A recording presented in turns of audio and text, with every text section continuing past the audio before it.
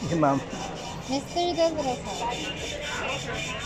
Binablog ko lang. Thank you, sir. Enjoy your Thank flight. you.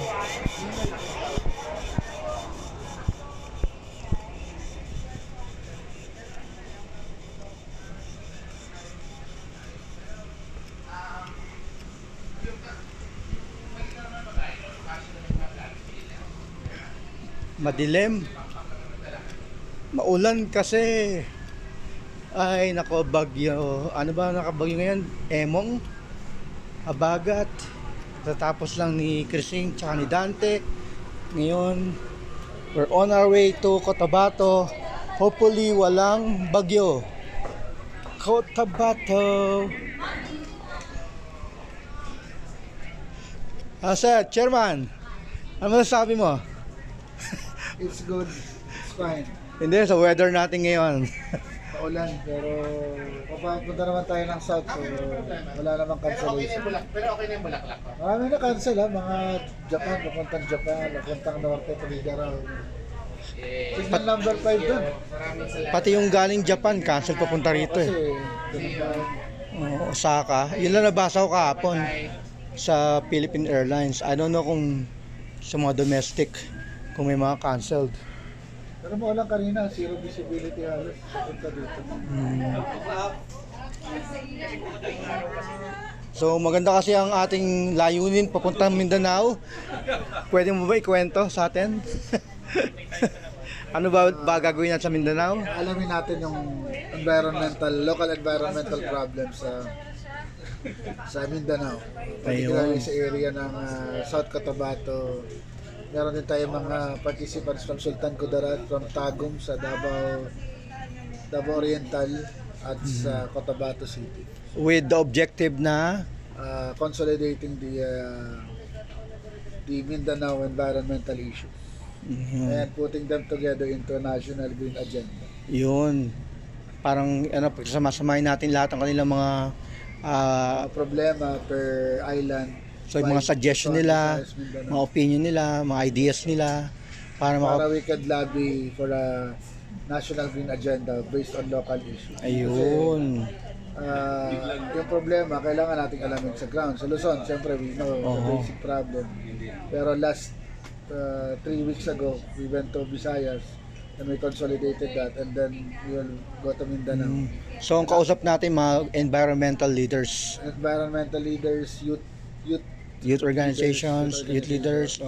We have youth coming from the Rotaract Club, from the local 4-H club, yung mga grassroots. Kalikasan. Ayun.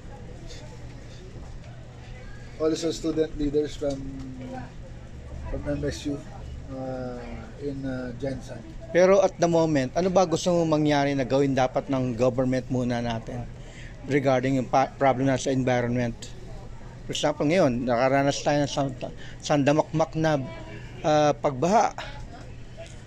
Siguro functional and efficient governance na mabilis yung pagkilos, mabilis yung paggawa ng mga proyekto. Kasi blame it's like a blame game.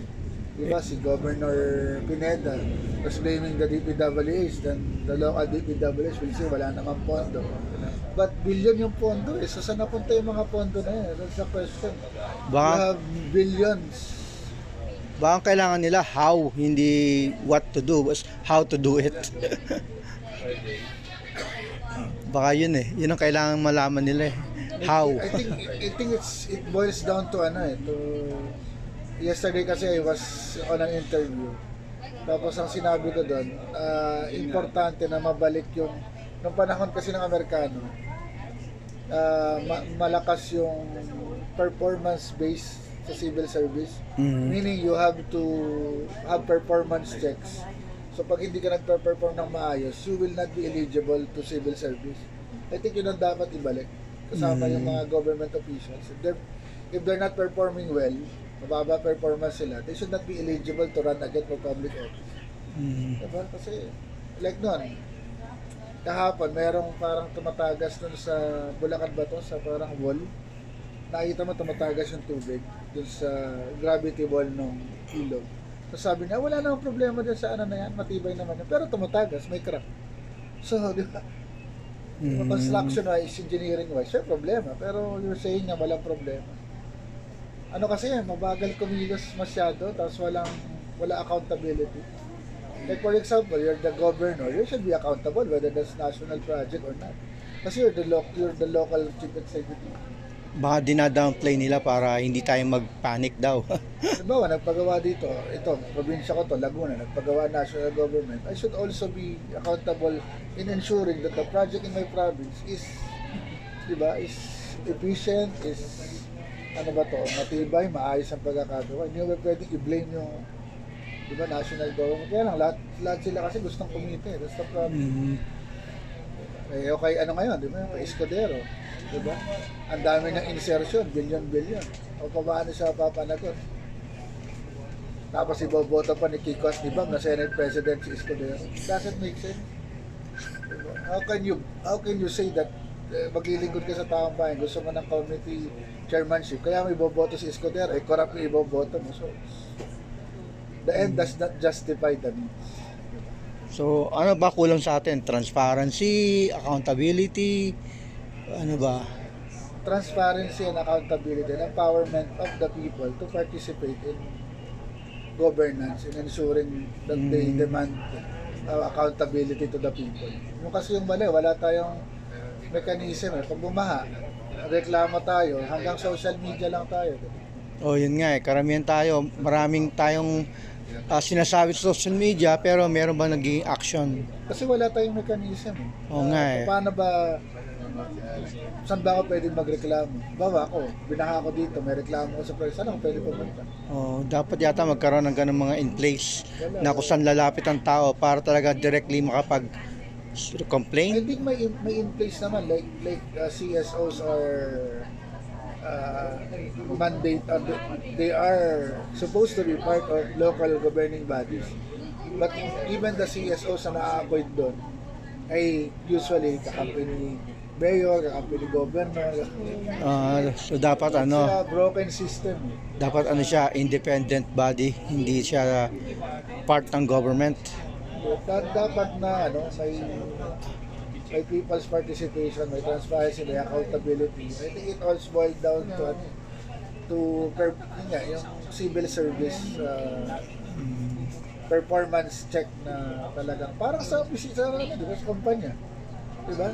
When you work in a company, there are performance check. You are required to be check your performance kung nagpe-perform ka o hindi.